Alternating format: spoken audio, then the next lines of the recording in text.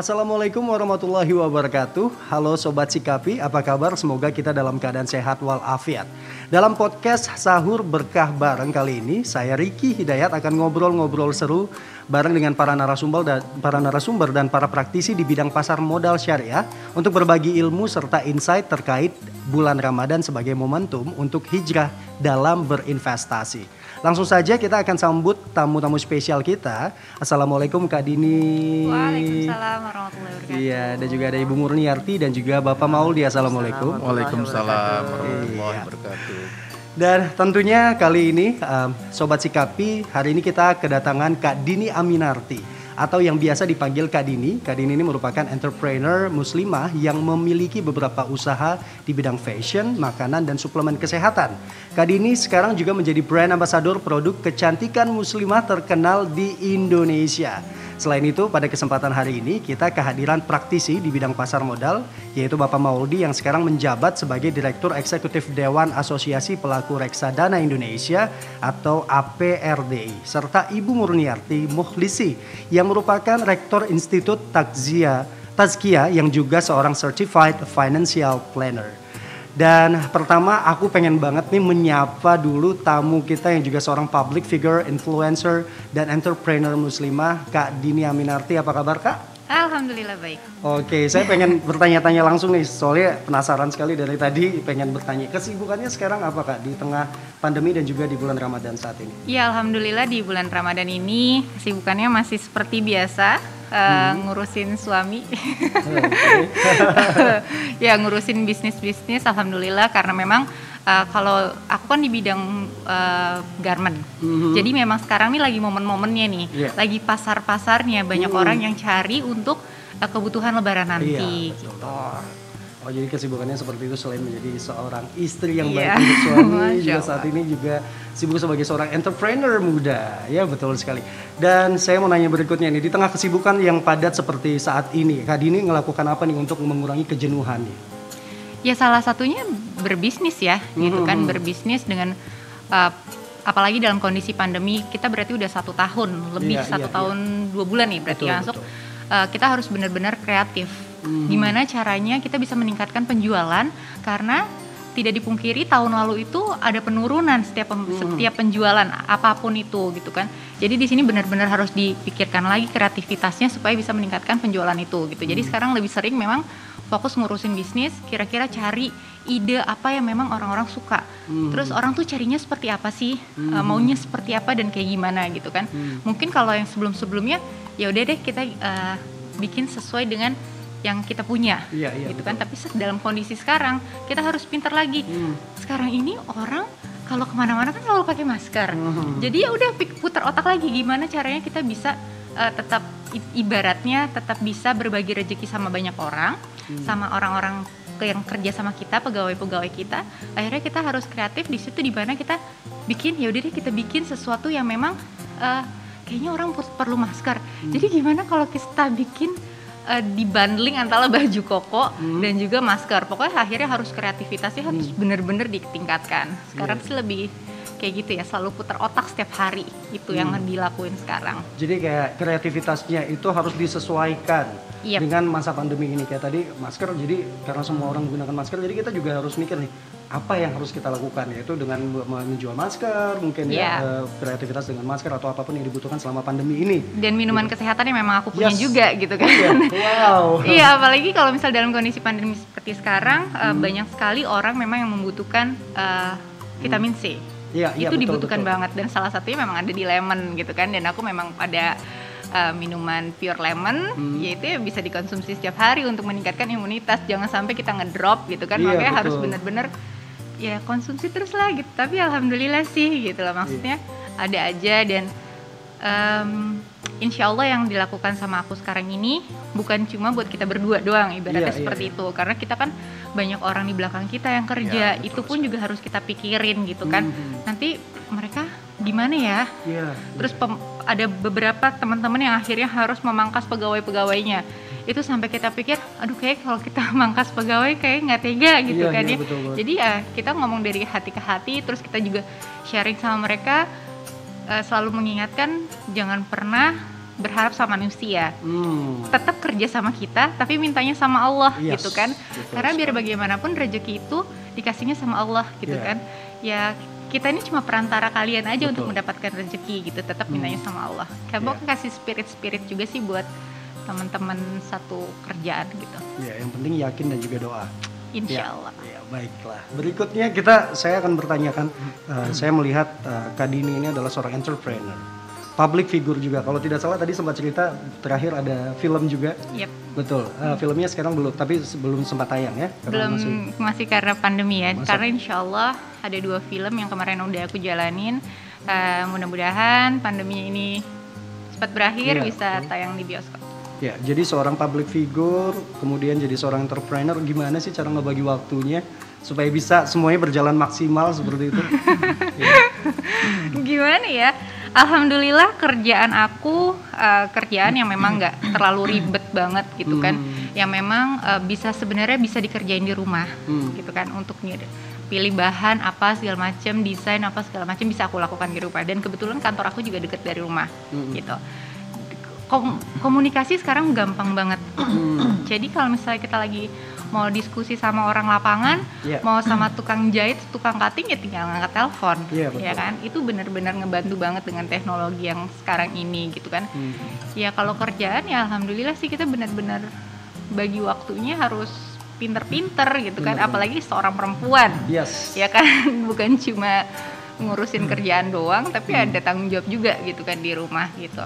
Ya udah pinter-pinter lah sebagai seorang perempuan, mungkin nanti aku bisa belajar sama Ibu Murniati yang udah hebat banget, masya Allah gitu kan. Gitu. Kita kehadiran 2 inspiring woman di sini ya, ada Ibu Murniati dan juga Kakak Dini, yang dimana mereka ini juga adalah orang-orang yang bisa menginspirasi para wanita bahwa kita menjadi seorang wanita itu juga tidak membatasi kita untuk berkreativitas, betul. Ya, tapi yang penting adalah bagaimana cara bisa membagi waktunya. Kapan menjadi seorang istri dan kapan menjadi seorang entrepreneur ataupun public figure. Betul? Baik. Masya Allah, luar biasa sekali ya. Di tengah pandemi ini dan di tengah kesibukannya, Kak Dini ini bisa memberikan tentunya inspirasi untuk kita semua menjadi pribadi yang lebih baik selama bulan Ramadan di masa pandemi ini. Dan saya akan bertanya lagi sama Kak Dini, kalau tadi kan kita sudah tahu kalau Kak Dini adalah seorang public figure, terus sudah gitu entrepreneur.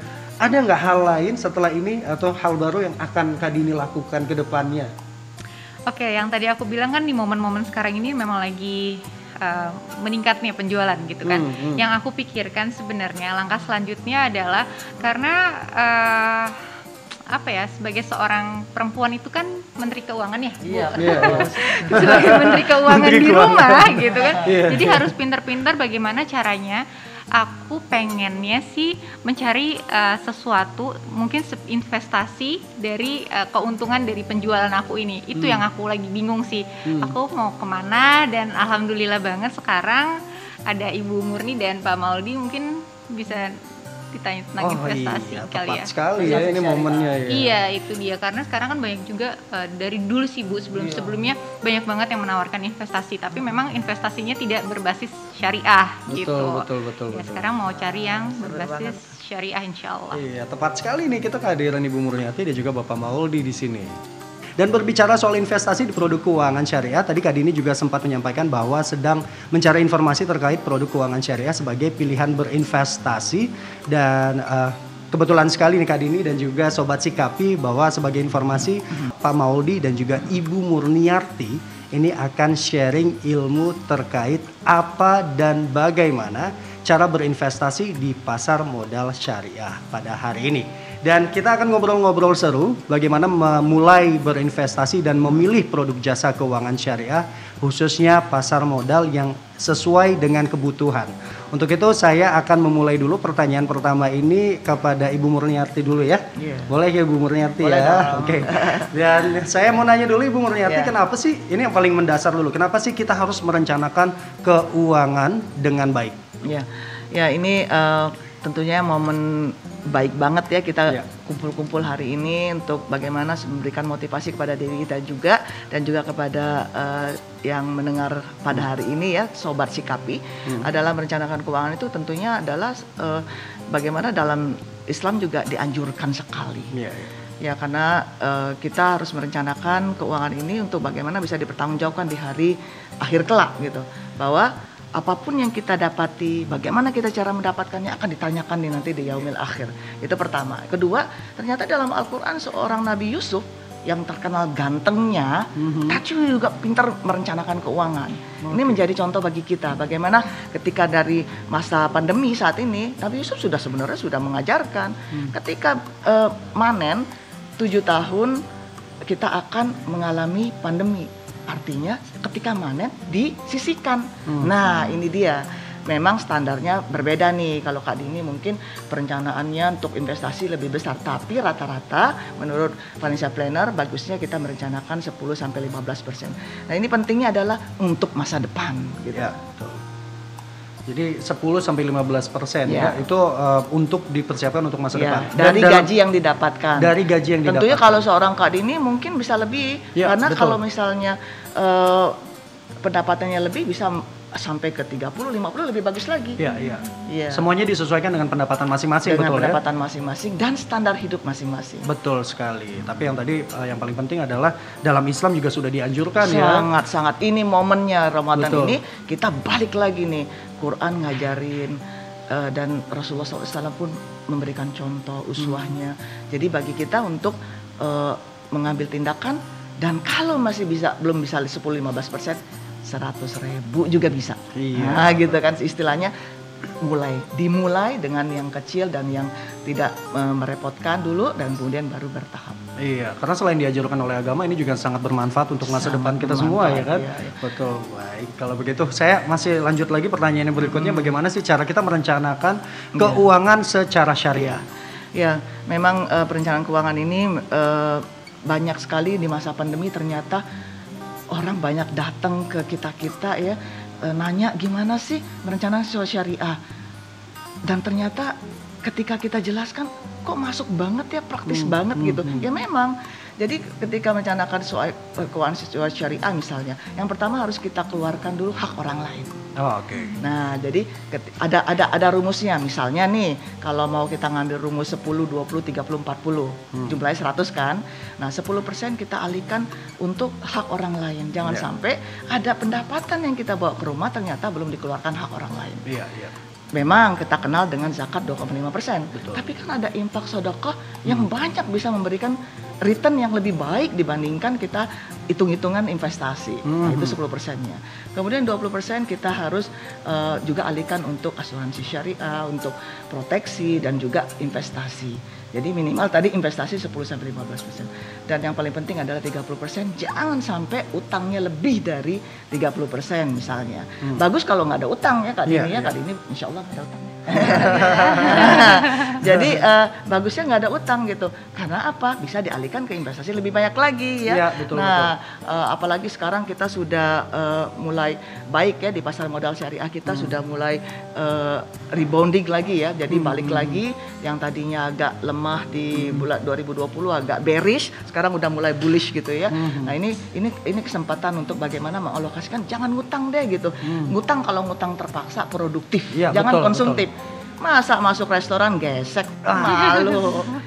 Nah, demi sebuah pencitraan kadang. Nggak apa-apa gesek, tapi debit jangan kredit. Betul. Nah kemudian dari tadi 10, 20, 30, 40, 40-nya baru ujungnya ke makanan, hidupan, dan keperluan hidup tiap hari ya. Jadi jangan dibalik. Kita ke Baitul Mal dulu, baru ke Baitul Mall. Jangan dibalik. Kadang-kadang kita ke Baitul Mall dulu. Baitul Mallnya ujung kalau udah ada recehan. Makanya kalau ke masjid mana nih yang seikhlasnya? Ada 1.000 seikhlasnya? Enggak. Yang nggak ikhlas harusnya dibalik dikasih ke kencelengan, ditransfer ke lembaga zakat kita harusnya. Dikasih yang paling besar. Yang paling besar. Baitul Mal dulu, baru ke Baitul Mall. Jangan gaya hidup kemudian susah hidup. Ah. Jangan sampai seperti itu ya. Jadi kayak tadi sudah disampaikan oleh Ibu Murniarti bahwa jangan sampai ada utang di atas 30%. Iya. Betul ya. Kemudian juga kita juga harus mengingat bahwa kita juga harus keluarkan hak orang lain dalam bentuk zakat, infak ataupun sedekah. Seperti itu ya. Oke, dan sekarang saya masih mau ngobrol sama Ibu Murniarti. Iya. Apa sih yang dimaksud dengan investasi dan kenapa kita harus berinvestasi? Ya, nah investasi ini tadi kita juga melihat bahwa ada masa depan yang perlu kita lalui. Ada perencanaan yang harus kita capai. Ya. Misalnya impian-impian kita. Kita nggak mikirin cuma makan hari ini aja dong. Kita kan pengen 1 tahun ke depan setelah pandemi tadi kali ini mudah-mudahan bisa ada di bioskop film-film saya. Artinya ada perencanaan 1 tahun dan itu akan ada konsekuensinya bahwa nanti Kak Dini akan punya pendapatan yang masuk. Dicatat dong dari film ini berapa ya kira-kira. Kenapa perlu? Supaya memberikan motivasi bagi kita dan juga bagaimana cara kita menggapai impian kita 1 tahun ke depan. Betul. Mau ngapain nih Kak Dini? Saya pengen mengumrohkan saudara-saudara saya sekeluarga. Ya. Artinya dari pendapatan yang ada nanti bisa. Nah, kemudian 5 tahun ke depan, 10 tahun yang ke depan. Nah, jadi investasi nanti disesuaikan. Nah, gitu. Jadi yang penting ada perencanaan yang kita mau capai. Kita mau ngapain nih? Kita ngomong nih sama suami dua-duaan. Sering nggak dua-duaan ya? Maksudnya dua-duaan ngomongin perencanaan gitu kan. Nah, sama anak-anak diajak ngomong. Pasti lucu-lucu deh anak-anak kalau ditanya. What would you like to have in the next 5 years? Misalnya, pengen beli HP, tulis aja. Ini membiasakan anak-anak juga punya impian. Nah, terus juga ditanya, would you like to pursue your study overseas, for instance, ya maksudnya mau kuliah ke luar negeri nggak? Catat 10 tahun lagi. Anak-anak kita kan sekarang 7 tahun, 8 tahun kan, 10 tahun lagi kan masuk kampus. Nah, biasakan mereka punya wawasan. Nah, dengan inilah investasi nanti akan ngikutin. Ya dong, mau ke ini berarti kamu harus nabung. Oh ya, katanya, saya juga pengen haji, tulis. Nah, alhamdulillah anak-anak saya sudah saya ajarkan semua dan tahun kemarin awal 2019 semuanya udah setor haji. Masih muda-muda lucu gitu kan ke itu. Nah, itu salah satu bentuk bagaimana kita mengarahkan. Begitu juga dengan reksadana syariah kita, dengan pasar modal kita udah kenalin dan mereka udah berpartisipasi. Iya. Satu kalimat yang bisa saya ambil adalah hidup bukan cuma tentang hari ini. Betul, kita harus melakukan perencanaan yang baik untuk masa depan. Dan salah satu yang bisa mendorong atau memotivasi kita untuk melakukan sebuah perencanaan yaitu adalah orang-orang di sekitar kita dan juga impian kita juga. Betul ya. Jadi semuanya juga tergantung dari perencanaan, sebaik apa perencanaan kita. Bukan cuma hanya direncanakan ya, tapi harus dilaksanakan. Dipelototin. Jangan nulis hari ini terus disimpan bukunya. Nah, harus kita lihatin. Saya ada buku warnanya merah. Jadi memang tiap hari kita hampir ngelihat buku itu. And ketika doa sama-sama berjamaah, apalagi sekarang kan masih di berbagai masjid kan masih beri social distancing. Jadi kita di rumah ketika doa itu jelas gitu kan maunya apa, nanti malaikat bingung kita mau ngapain nih sih gitu kan. Nah, jadi doanya terarah, kita pengen umroh nih sekeluarga, kita pengen renovasi rumah, kita pengen kamu kuliah di sana, doa aja sama Allah. Nggak akan kan ud'uni fastajib lakum. Doalah kepadaku nanti aku kabulkan kata Allah. Susah banget doa. Nah, impian-impian kita masukkan dalam doa. Betul banget. Doa yang baik juga akan mensugesti kita untuk mencapai hal tersebut. Nah, betul itu dia. Jadi kita jadi orang yang berpikiran positif. Seperti Kak Dini kan ya, Kak Dini selalu punya wawasan dan ini mau dibuat ini, mau buat ini, tahu tanggung jawab, tahu ini. Seru banget ya Kak Dini ya. Kita ingin masyarakat Indonesia, keluarga Indonesia itu seperti itu. Iya. Jadi bisa dibilang juga adalah perencanaan yang baik adalah salah satunya dengan cara berinvestasi. Iya, baiklah kalau begitu kita tadi sudah bicara atau ngobrol dengan Ibu Murniarti. Sekarang saya pengen yang ini sepertinya bukan saya tampan sendiri karena di sini ada yang tampan yang lain juga. Bapak Mauldi yang dari tadi nih maskernya udah cocok belum? Nah, kayak gitu ya Pak Mauldi. Belum ada talinya saya. Oke. Dan Bapak Mauldi, saya mau nanya nih, apa sih yang dimaksud dengan pasar modal syariah? Bisa nggak langsung dijelaskan dengan sobat Sikapi yang ada yang saat ini sedang menyaksikan podcast kita nih? Ya, baik ya. Jadi kalau kita bicara pasar modal syariah, sebenarnya adalah produk pasar modal ya. Jadi kita kenal produk pasar modal itu ada saham, ada itu sukuk, ada itu reksadana gitu ya. Nah, tapi instrumennya dan cara transaksinya dia pakai prinsip syariah. Itulah pasar modal syariah gitu ya. Oh gitu. Jadi prinsipnya menggunakan Prinsip syariah. Jadi produknya bisa sama ya, saham kita kenal kan saham ya, betul. yang diperdagangkan di bursa efek gitu ya. Terus kita kenal lagi sukuk ya. Lalu kita kenal juga reksadana syariah. Itu kan sama ya di yang non syariah juga ada. Cuma yang produk-produk syariah ini sesuai dengan prinsip syariah. Dia instrumennya dan cara bertransaksinya. Gitu prinsip syariah ya. Nah, kebetulan sekali nih pertanyaan kita berikutnya pas. Apa perbedaannya tuh produk di pasar modal syariah dengan konvensional? Ya, memang ini jadi pertanyaan ya. Pada dasarnya sebenarnya sama produknya ya, kalau kita ngomong tadi ya saham tapi kalau misalnya kita bicara sesuai dengan prinsip syariah, tentunya ada prinsip-prinsip yang kita harus ikuti. Contoh misalnya kalau misalnya kita ngomong saham ya tentu ada yang tidak kaitannya dengan riba ya. Jadi kalau kita ngomong saham syariah tentu tidak ada saham perbankan konvensional misalnya gitu ya. Lalu juga saham-saham tadi atau instrumen tadi tidak bertentangan dengan prinsip syariah yang lain, misalnya mudarat gitu ya. Sehingga misalnya ada saham-saham perusahaan rokok itu tidak masuk dalam saham syariah gitu ya. Nah, itu bedanya antara yang konven, yang tidak syariah dan yang syariah gitu. Oh, seperti itu. Jadi sudah dijelaskan ya, Sobat Sikapi itu sudah tahu apa tuh perbedaan dari produk di pasar modal syariah dengan konvensional tadi. Nah, apa saja nih bentuk produk investasi syariah di pasar modal, Pak Mauldi? Boleh disebutkan secara detail mungkin? Oke. Ya, jadi kita kalau misalnya mau berinvestasi di pasar modal, pasar modal syariah, ya tentu kita mau menentukan dulu kita mau pilih produk yang mana gitu ya. Kita tentu tadi Bu Murni sudah menjelaskan tentang bagaimana kita harus berinvestasi.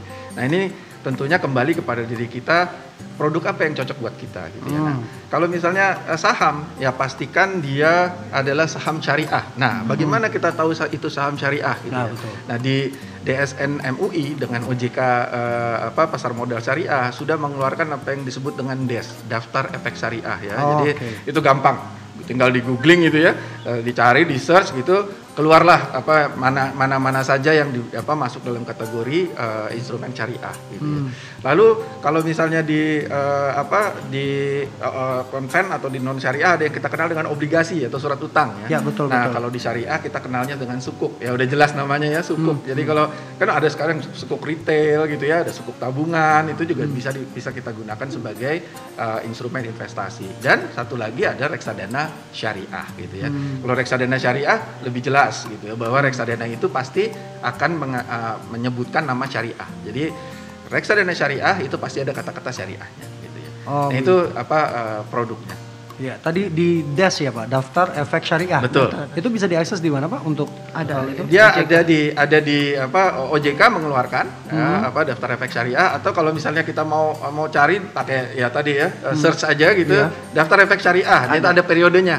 Gitu ya, dia ada periodenya, misalnya di tahun ini itu ada periode yang dari akhir Desember sampai dengan pertengahan Juni, pertengahan tahun 2021. Tadi keluar. Kurang lebih ada 400-an saham ya yang sudah masuk daftar efek syariah. Tuh, jadi bisa memudahkan juga Sobat Sikapi ya untuk mengetahui saham yang mana saja seperti itu ya, yang masuk dalam DES tadi, daftar efek syariah. Oke, baik, berikutnya nih, saya masih bertanya dengan Bapak Mauldi, bagaimana cara mengakses produk pasar modal syariah.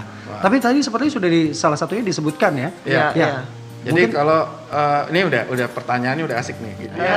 Jadi udah kalau udah tertarik kita coba dong gitu ya, bagaimana. Betul. Jadi bagaimana sih ngaksesnya ya? Jadi sekarang ini udah zaman teknologi semua, udah mudah gitu ya. Jadi nggak perlu lagi. Jadi kalau misalnya mau mengakses produk pasar modal syariah itu, kalau kita mau beli saham atau beli sukuk ya, datanglah ke perusahaan sekuritas gitu ya. Atau malah kalau sukuk tabungan itu ada bank-bank syariah sekarang sudah juga ikut memasarkannya gitu ya. Nah, kalau misalnya kita ngomong reksadana syariah, biasanya orang bisa datang ke manajer investasi ya, karena dia yang mengelola produk reksadana syariah, atau si manajer investasi ini bekerja sama dengan yang disebut dengan agen penjual reksadana atau disebut dengan apert. Ya. Jadi itu bisa datang. Nah, bahkan sekarang apert itu juga udah pakai digital platform, udah pakai online. Jadi udah tinggal di handphone ya pakai smartphone kita udah punya bisa beli reksadana gitu. Jadi sangat mudah sekali mengaksesnya gitu ya. Dan pastikan bahwa reksadana atau produknya tadi adalah produk pasar modal syariah. Itu jadi sudah bisa melalui teknologi dan juga tadi ada pilihannya juga bisa ke bank-bank syariah juga bisa, kemudian ada bisa ke manajer investasi atau agen penjual reksadana juga bisa. Tapi sekarang jauh lebih dimudahkan karena sudah masuk ke platform juga. Betul. Jadi bisa membuat nih juga anak-anak milenial nih juga bisa tahu gitu ya cara mengakses produk pasar modal syariah by teknologi juga gitu ya. Sambil mager nggak apa-apa, bisa. Sambil mager. Ini kalau mager gimana mau jadi entrepreneur? Gak boleh mager kalau entrepreneur. Boleh Pak, harus tetap semangat ya. Iya, karena waktu adalah uang. Waktu adalah berkah. Waktu adalah berkah, itu yang paling tepat sebenarnya ya. Oke, baik. Dan kita lanjut lagi, kita akan kembali lagi ke Ibu Murniarti. Apa saja manfaat berinvestasi di pasar modal syariah? Ya. Boleh nggak Ibu Murniarti? Iya, seru banget ya kalau tadi Pak Moldi udah menjelaskan kita ada hampir 400 emiten dan hampir separuhnya berarti ya dari 800 emiten yang ada di Indonesia yang sudah disertifikasi secara syariah. Dan tentu saja dengan adanya beragam jenis investasi ini manfaatnya adalah kita bisa milih. Jadi yang pertama tadi kalau menjadi ingin pemain atau pelebur atau investor di pasar modal, pertama kita pahami dulu fatwa-fatwanya. Jangan sampai nggak ngerti. Tadi dijelasin kan Pak Mauli baru sebentar tuh kuliahnya, harusnya 1 semester. Nah supaya kita tahu di fatwa-fatwanya apa aja, paling tidak ada 14 fatwa. Nah kemudian kedua kita pahami juga tujuan kita apa, tentunya ingin mencari keberkahan. Tadi kan menyebut ya. Betul. Nah keberkahan dalam keuangan kita, artinya ya ini tentunya menyejukkan sekali karena tadi yang sudah di screen di desk itu biasanya ada di luar dari 5 hal yang dilarang dalam prinsip-prinsip syariah. Riba, goror, maisir, zolim, doror, haram gitu ya. Nah itu semuanya tidak ada dan tadi disebutkan tidak boleh dileburkan di perusahaan rokok, alkohol, senjata, perjudian, kemudian hotel-hotel yang tidak bersertifikat syariah. Ini kan seru banget ya. Artinya kita manfaatnya tenang dong, ya tenang. Kemudian kita investasi kita dijalankan sesuai syariah. Berkahan nanti insya Allah datang bertubi-tubi insya Allah. Nah kemudian yang ketiga adalah bagaimana manfaat ini juga tentunya kita ada capital gain in the future. Ya, memang kalau untuk kita bicara pasar modal syariah rata-rata jangka panjang. Ingat nggak tadi kita bagaimana menyusun perencanaan kita? Betul. Nah ini sesuai untuk middle term dan long term. Jadi jangan sampai kita melebur hari ini, kita investasi hari ini, besok mau dijual. Jadi bagusnya kita merasakan. Dan keempat manfaatnya apa? Enak dong. Kita belum punya modal kayak Kak Dini punya perusahaan sendiri, tapi udah bisa meleburkan dalam jumlah misalnya 500, 1 juta, 5 juta, tapi udah bisa merasa pemilik. Ngomong sama anak-anak, tahu nggak? Itu mama punya tuh. Perusahaan itu, tahu nggak kamu yang suka makan ice creamnya? Itu mama beli. Tahu nggak? Perumahan ini mama punya. Padahal cuma berapa lot gitu kan. Sedikit tapi berkah. Sedikit tapi berkah. Dan kita punya kebanggaan. Anak-anak akhirnya mikir, what, mommy, you have this one, katakan. Nah jadi nanti dia merasa, aku juga pengen dong. Terpacu gitu ya. Jadi nanti ada contoh dalam keluarga kita bagaimana berinvestasi jangka panjang. Dan ini tentunya yang kelima adalah bagaimana meningkatkan lagi perekonomian Indonesia. Gaya dong kalau kita tadi disebut oleh sukuk. Kita sukuk retail kemarin sempat beli nggak? Tuh sukuk retail kita udah habis kemarin sampai 15 Maretan kalau nggak salah ya. Itu biasanya oversubscribe. Dan ini kita ngerasa bantu pemerintah dalam pembangunan. Keren dong. Tahu nggak? Mama buat tol itu tuh. Mama investasi di situ padahal baru beli 1 lembar gitu kan. Tapi at least you already have that participation in the country. Nah ini jadi apalagi masa pandemi semuanya butuh investasi, jangan sampai kita belanja tapi mubazir gitu kan. Akhirnya kita sebagian kita investasi dan gunanya ya banyak banget ya, bukan hanya untuk diri sendiri tapi juga untuk pelaku usaha UMKM dan juga perusahaan-perusahaan yang sekarang lagi banyak down dan juga pemerintah. Jadi sesuatu yang baik walaupun kecil tapi bisa tetap memberikan manfaat. Betul ya Bu Murniarti.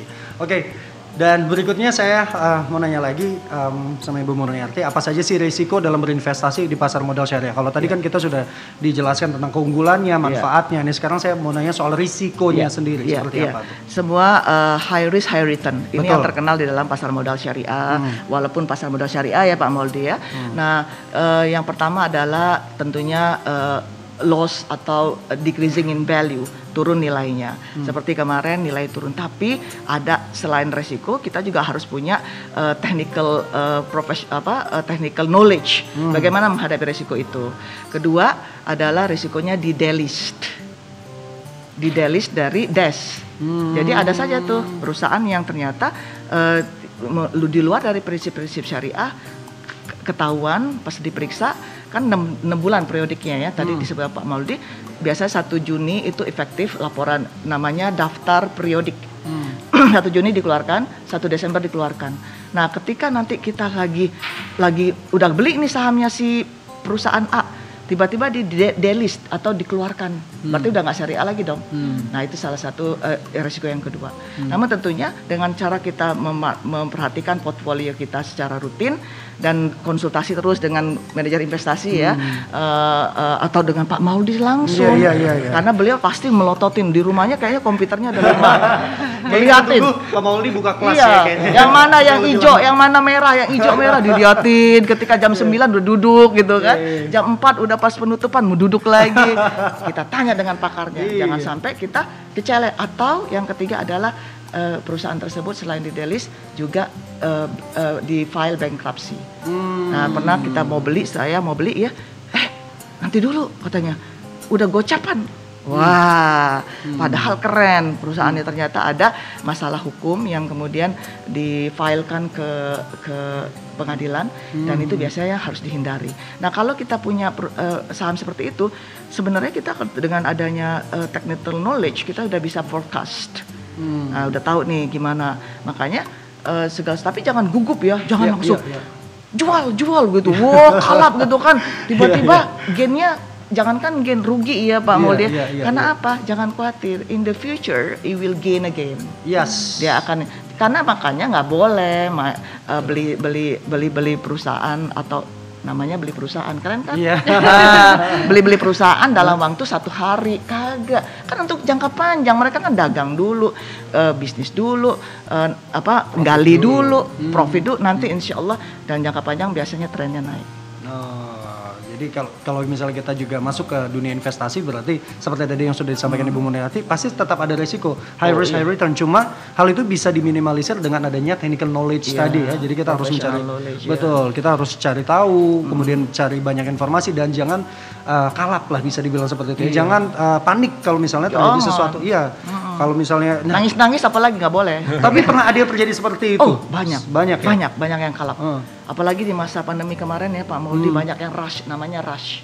Nah, itu biasanya karena memang harus hati-hati, yang jantungan biasanya dilarang. Dilarang untuk di pasar modal ya. Harus diperiksa kalau jantung udah ini, baiknya pindahkan ke bank syariah gitu kan. Karena memang harus memacu adrenalin. Iya, betul. Nah, tapi ya kalau kita return luar biasa. Ada satu emiten itu tahun kemarin cuma 250, sekarang udah 3.000, 4.000 sampai ditutup kemarin tuh Pak Mauldi perdagangannya, karena dia gencar banget gitu kan. Orang melihat potensinya luar biasa. Nah, itu di syariah. Nah, kita harus melihat berbagai macam kondisi, dan ini dengan cara tadi kita bisa calm down. Nah, tentunya bagusnya ikut asosiasi ya Pak ya, dan ikut kumpul-kumpul dengan Pak Mauldi, sehingga bertambah terus nih pengetahuan dan informasinya, lingkungan, dan banyak baca. Betul. Orang semakin banyak tahu, kita juga akan semakin berani ya, dan semakin tahu juga apa yang harus kita akan lakukan nantinya, ya kan? Oke, baik. Berikutnya kita akan masih menanya lagi nih. Tadi sudah tanya soal risiko, sekarang saya kembali lagi ke Pak Mauldi. Apa saja hak dan kewajiban investor pemula yang akan membeli produk investasi di pasar modal syariah? Sekali lagi, apa saja hak dan kewajiban investor pemula? Oke. Ya, ini penting nih ya, karena jadi sebelum berinvestasi yang pasti kita tahu hak kewajibannya. Hak ya, kita ngomong hak.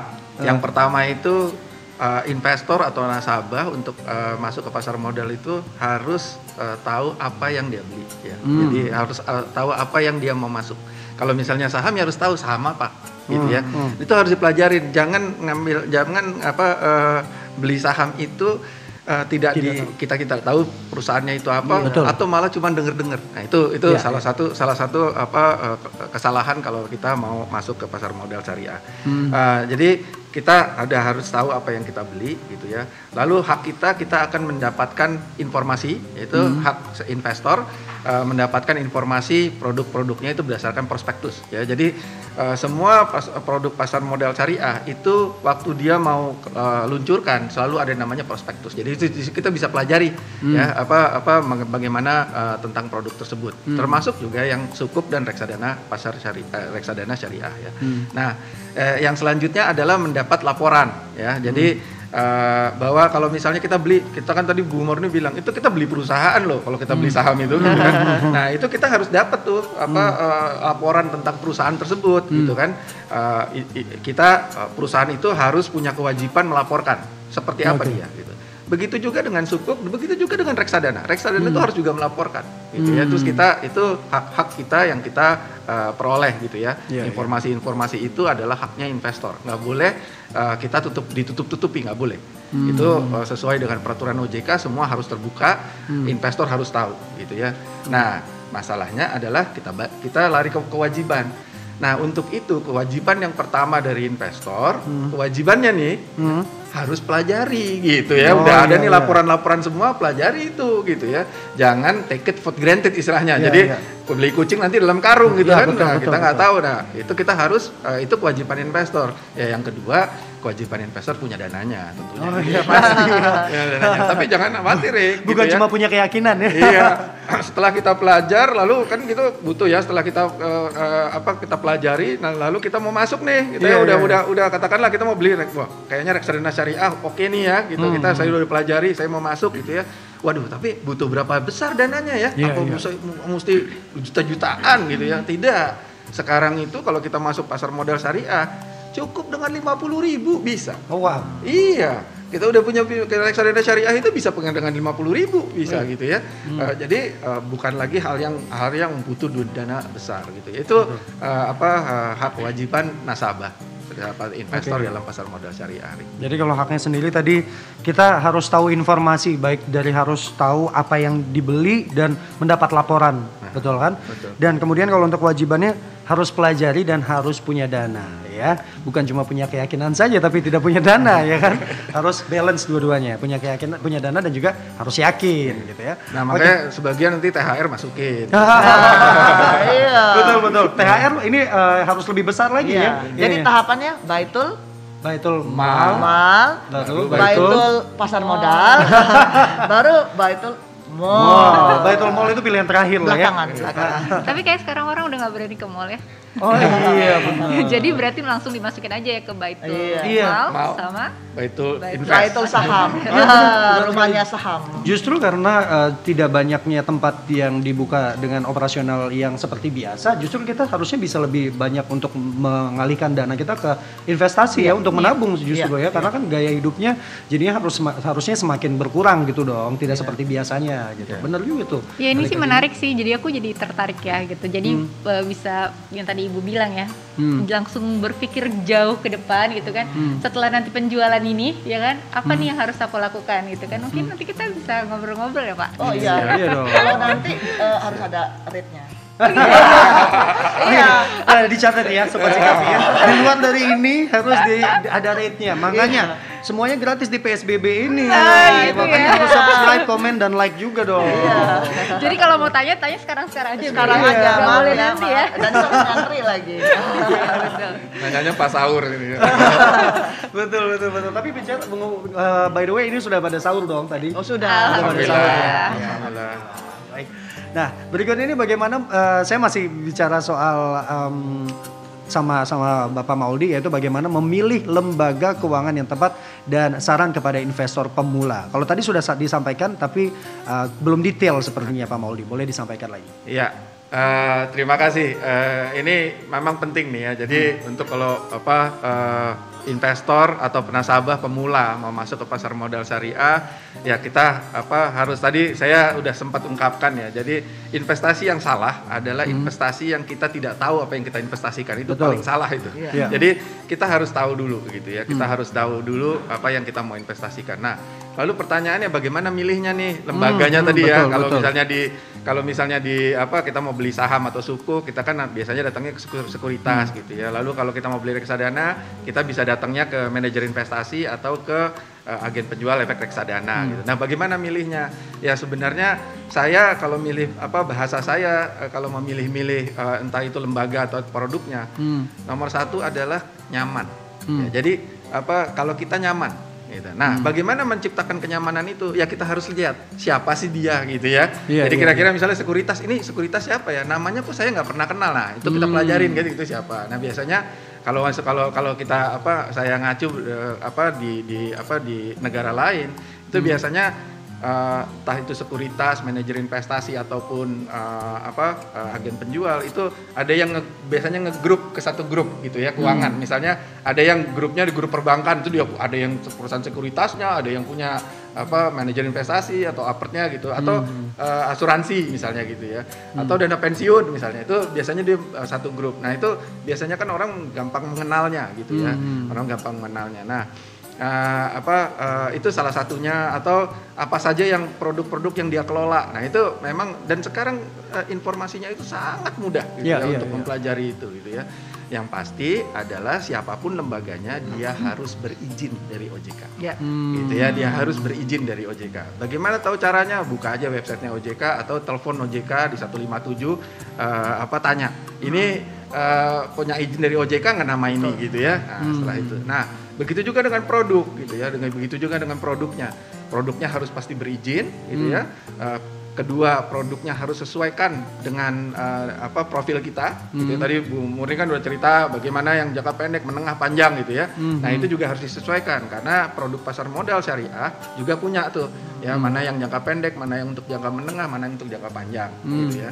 Nah, yang terakhir nih paling penting nih. Kalau mau investasi di pasar modal syariah, jangan hanya melihat return, gitu ya. Jangan hanya melihat imbal hasil. Kadang-kadang kan kita gitu. Kalau misalnya udah ngobrol gitu, produk ini, iya tuh returnnya tinggi gitu. Iya, betul. Nah, di dalam bahasa investasi nih, Mas Riki, Mbak Dini, di balik return itu selalu ada yang namanya risiko. Iya. Gitu ya. Jadi tadi Bu Murni bilang high risk, high return. Jadi maksudnya apa? Selalu di balik return atau di balik imbal hasil itu ada risiko. Jadi kalau misalnya returnnya tinggi, ya risikonya pasti ikut tinggi, gitu ya. Jadi di dalam bahasa investasi hal itu tidak akan pernah salah, gitu. Jadi balance gitu ya. Jadi sesuaikan. Jadi return itu bukan hanya satu-satunya, tapi investasi itu lebih disesuaikan dengan kebutuhan dan tujuan investasi kita. Itu yang paling benar. Jadi tingginya return itu juga akan berimbang dengan tingginya resiko juga. Betul. Gitu ya. Jadi jangan semata-mata melihat investasi hanya karena returnnya saja gitu ya. Iya tuh. Jadi apalagi tuh ada yang ngejanji-janjiin returnnya. Nah, itu gitu banyak tuh yang kayak gitu. Janji-janjiin gitu. Ini pasti loh gitu. Iya, benar. Di mana pasar modal bisa pasar modal dan pasar modal syariah itu ada return pasti tidak ada. Iya, jadi betul. justru ciri-ciri investasi ilegal yang banyak tipu-tipu itu dia selalu pakai bahasa menjanjikan atau menggaransi. Tuh, sobat sikapi ya, bukan cuma soal dalam hubungan yang menjanjikan bisa akan pergi ya, tapi ternyata dalam investasi juga yang menjanjikan perlu dipertanyakan. Betul ya. Makanya prinsipnya 2L. Apa itu? Lelo gitu ya. Legal dan logis. Nah, legal itu dia punya izin. Betul. Logis itu masuk akal nggak ya? Gitu ya. Misalnya nih deposito kan 5% katakanlah gitu ya. Itu juga mesti kena pajak lagi kan gitu. Terus tiba-tiba ada yang menjanjikan misalnya 20% per bulan. Itu kan udah tidak logis gitu ya, tidak masuk akal. Jadi tadi lelo. Legal dan logis. Legal dan logis. Wah, menarik sekali ya. Di sini kita sudah mendapatkan informasi yang begitu lengkap, dan tentunya saya pengen kembali lagi. Kak Dini, mungkin ada yang ingin ditanyakan sama Ibu Murniati atau mungkin sama Bapak Mauldi, silakan. Ada nggak? Jadi gini, aku mau cerita sedikit nih Pak Bu. Jadi beberapa bulan lalu ada teman sekolah aku ngubungin aku, dia nawarin gitu kan. Terus aku nanya, ini sesuai syariah atau enggak? Dia bilang sesuai syariah. Sampai akhirnya aku bilang, kalau sesuai syariah gimana ya? Karena memang jujur aku kan masih awam banget dengan hal ini gitu kan. Karena nggak berani juga, takut ada resikonya. Tapi setelah ibu kasih tahu pasti dan bapak kasih tahu pasti ada resikonya gitu kan. Ya kira-kira kalau misalnya aku gitu ya mau mencari investasi yang cocok buat aku tuh seperti apa ya? Karena masih awam kan ya Bu, Pak gitu. Ya, ini menarik ya Pak Muldi ya, karena beliau juga seorang entrepreneur dan artinya biasanya kalau seorang pedagang, pebisnis itu uangnya diputar untuk modal yang selanjutnya. Iya, betul. Nah, memang dalam satu juga prinsip investasi, don't put your eggs into one basket. Jangan semua ditaruh telur-telur kita satu basket. Artinya boleh kita alihkan ya Pak ya untuk bisnis, tapi juga untuk di investasi-investasi jenis yang lain. Yang tadi aktif secara direct, we are actually dealing with the business. Satu lagi indirect, karena ada orang yang ngerjain. Kita tinggal nonton doang gitu kan. Artinya kita passive investor. Nah, ini bagus sekali untuk memberikan portfolio perencanaan keuangan bagi Kak Dini. Nah, terus yang itu pertama. Kedua, tentu porsinya nanti dipikirkan oleh Kak Dini. Oh iya, ini modal bisnisku udah cukup. Nah, aku kan udah ada di bank. Nah, di bank ini kayaknya dalam 1 tahun kayaknya untuk dana daruratku udah cukup. Nah, dana darurat itu kan kalau Kak Dini menikah, mungkin suami sudah ada dana darurat. Berarti Kak Dini nggak perlu. Tapi kalau belum, Kak Dini sama suami dana daruratnya berapa? 6 bulan, 9 bulan, 12 bulan untuk dikali dengan biaya hidup sudah ada. Terus ada sisanya lagi nih. Wah, aku pengen jadi aktif investor dong. Nah, baru mulai. Untuk apa? Tadi untuk aku kayaknya ingin nanti 10 tahun lagi punya portfolio di perusahaan yang aku suka tuh, di perumahan ini yang memang aku tinggal di sini gitu. Nah, terus kayaknya memang prospeknya luar biasa dan memang ini sudah baca-baca kayaknya ini menarik nih, dan ternyata sudah dimasukkan dalam DES, daftar efek syariah, dan dia sudah insya Allah halal syariah gitu ya, complied. Dan dan ini cocok banget nih, aku suka nih dengan industri ini misalnya, atau industri ini kan yang di sekeliling kita aja itu udah kelihatan, usah jauh-jauh ke bulan gitu kan. Misalnya yang kita pakai, oh kayaknya ada industri emas, ada yang syariah. Yang kita lagi tinggal di rumah, oh industri di perumahan ada. Yang kita transaksi keuangan, oh ada yang syariah di bank syariah yang sudah melebur, yang sudah menjadi emiten syariah, ada. Jadi yang kita kenali di kehidupan sehari-hari. Termasuk yang bahan-bahan dapur kita ada yang sudah terdaftar dalam syariah. Ada. Jadi jauh-jauh ke bulan mau investasi di perusahaan yang kata Pak Maudi kagak ngerti tuh yang mau diinvestasi. Jadi merunduk ke bumi ya Pak. Nah, jadi banyak banget dan asiknya kita kan hidup ingin dong hijrah itu secara syariah. Saya tuh selalu, karena saya dulu kan juga mu'alaf masuk Islam, dan kemudian menikmati kehidupan dalam syariah itu asik banget gitu kan. Ketemu dengan investasi, iya dong, karena sehari-hari kita ngomongin uang. Betul. Di kepala kita uang. Nah, kita harus alihkan juga bagaimana kalau kehidupan syariah itu ternyata tidak hanya uang, juga ngomongin soal baitul mal. Gimana kalau gain investasi kita bisa berikan kepada orang lain lebih baik. Betul. Bisa kita wakafkan saham kita. Wih, keren, ada wakaf saham. Dan kita juga sesuaikan. Nah, jadi tadi ya, untuk itu Kak Dini sudah bisa melihat, aku pengen dong nanti wakaf saham, aku kan pengen nanti amal jariah, nggak putus-putus, udah ada perencanaannya. Nah, jadi itu bisa tahapan-tahapan itu bisa kita buat, tentunya dengan izin suami. Betul. Jangan tiba-tiba beli. Aku beli loh, lu beli dari mana? Ini wah gitu kan. Kadang-kadang nggak akur tuh di rumah, jadi suami mau ngelebur atau mau investasi di perusahaan ini, istrinya ini. Nah, jadi akur-akur. Kadang-kadang suami saya terserah, what do you want? Kalau suami dia inginnya begini, dia cerita sampai jalan pagi. Oh, you know this one, ini gini. Asik kan? Ada pembicaraan tentang syariah di kehidupan kita. Karena jangan sampai kita mikirin uang, return tadi ya, kayak kata Pak Maudi. Tapi mikirin juga dampak syariahnya. Asik banget kalau kita dalam kehidupan kita itu udah komplit tuh. Apa yang kita bisa lakukan untuk menjadikan syariah itu bagian dari gaya hidup kita. Betul. Berarti yang harus aku lakukan sekarang setelah ini ya aku harus cek Ketemu ke kami. ada Rate-nya beda. Iya makanya ada rate-nya ya. Gitu. Berarti Mas Riki rate-nya. Oh iya, Mas tolong bayarin gitu ya. Berarti aku langsung cek ke desk, habis itu dicek juga ya Pak, itu ada terdaftar atau legal dari OJK atau tidak ya? Karena itu penting banget sih untuk menghindari. Kalau sudah di desk sudah cukup, udah langsung. Oh udah ada ya. Karena kan takutnya karena ada. dikeluarkan oleh OJK. Oke. Berarti atau langsung ke. kalau Mbak Dini nggak punya waktu, karena itu kan ada 400 mungkin. Itu dengar kata 400. Ya, kalau punya hambatan waktu nggak apa-apa. Punya juga ada produknya, itu masuk ke reksadana syariah. Karena reksadana itu kita percayakan kepada manajer investasi yang berizin gitu ya, yang memang sudah sesuai, itu mereka yang kelolakan dalam produk reksadana syariah. Gitu ya. Jadi ada 3 tadi pilihan Mbak Kadini ya. Satu obligasi syariah seperti sukuk, kemudian reksadana syariah. Kalau obligasi syariah dia ada waktu-waktu tertentu untuk yang suku retail misalnya, tapi suku tabungan bisa lebih terjangkau ya. Nah satu lagi obligasi reksadana syariah. Kak Dini nggak usah pusing, nanti yang pakarnya ngasih tahu kita. Bahkan ada reksadana campuran, mau ke lembaga keuangan syariah atau mau ke desk tadi emiten-emiten syariah. Ada satu lagi yang memang langsung ke saham syariah, kita jadi investor langsung, ngeliatin langsung. Benar banget kata Pak Mauldi, kalau waktu kita kurang untuk sebagai pemula, kita mungkin reksadana syariah lebih sangat memungkinkan, cocok. Baik, terima kasih ya Bapak Ibu atas ilmunya. Terima kasih Mbak Dini, Kak Dini untuk pertanyaannya tadi. Sudah mewakili banyak Sobat Sikapi sepertinya yang sudah mulai ingin berinvestasi. Nah sebelum kita tutup untuk podcast kita hari ini, saya pengen tanya terakhir nih, tips untuk para investasi atau investor pemula dari masing-masing dari Bapak Mauldi dan juga Ibu Murniarti, terus dari Kak Dini juga tips untuk menjadi seorang entrepreneur di usia yang masih muda seperti ini ya. Oke, mungkin dari Bapak Mauldi dulu.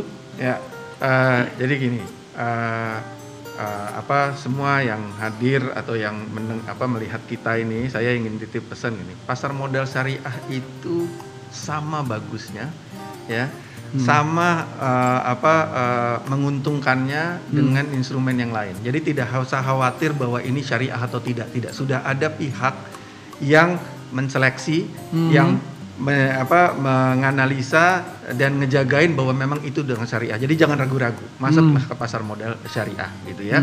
Karena di sana bukan hanya soal duniawi, soal return, tapi juga di sana soal spiritual, religius kita ikut masuk. Jadi ada soal keberkahan di sana. Betul. Jadi pasar modal syariah semuanya juga lengkap dan juga semuanya juga bagus gitu ya. Lalu yang kedua ya, tips investasi adalah Anda tidak perlu kaya untuk berinvestasi, tapi Anda harus berinvestasi untuk jadi kaya. Wah. Itu kayak perlu dicatat tuh. Iya, Anda tidak perlu kaya, tapi berinvestasi untuk menjadi kaya. Betul sekali. Dengan 50.000 juga bisa ya Pak? Bisa. Ayo sekarang cek gitu. Memulai kaya dari 50.000 juga bisa. Iya. Itu saja Pak Mauldi untuk tipsnya. Terima kasih. Kita lanjut lagi ke Ibu Murniarti, silakan. Ya tipsnya adalah pertama niat kita untuk investasi untuk apa? Insya Allah untuk ibadah.